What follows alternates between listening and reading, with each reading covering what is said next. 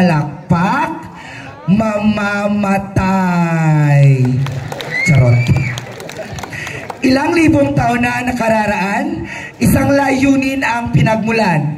Pinagbuklod-buklod ng sangkabaklaan upang sa mahusay at maayos na pagpapakilanlan.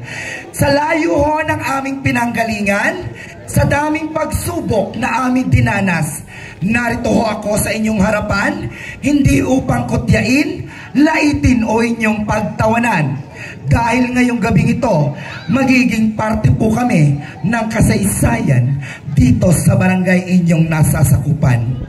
Pawang matatalino, intelligent at professional ang ating mga hurado, kaya sa aking ilang kapwa kandidata, ibigay ho natin ang 100% ng respeto sa ating pagpapakilala dahil 50% po ng ating mga manonood ay pawang mga kabataan.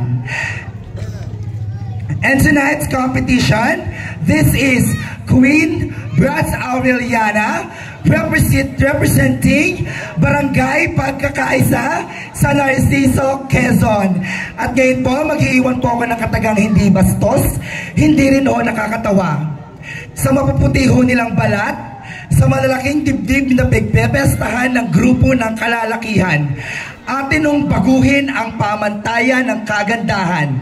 Ang ganda ng iilan, sexy ng karamihan, tatapatan, papantayan, minsan pa nga po'y hinihigitan ng taong nasa inyong harapan. Kaya mataba man ho ako sa inyong paningin, huwag yung mamaliitin. Dahil pag-utak, talento at talino na ang pag-uusapan, tiyak tapos na ang laban. Good evening. Thank you so much, candidate number 4.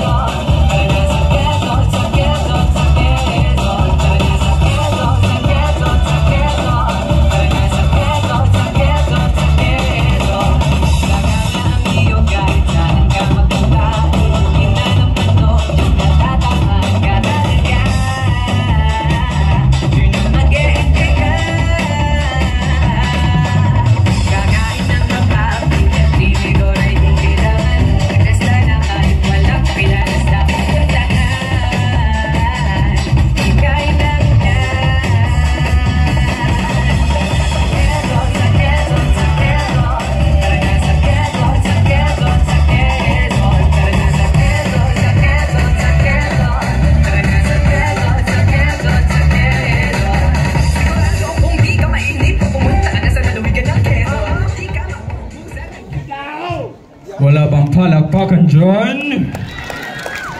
Wala bang hiyawan dyan? A girl standing in front of you is a fresh and 18-year-old stunner who truly all the way from the fascinating, majestic way. Beautiful places from the home of the brave, the municipality of San Narciso, province of Quezon. This is Patricia Cabiles, your binibining number 5.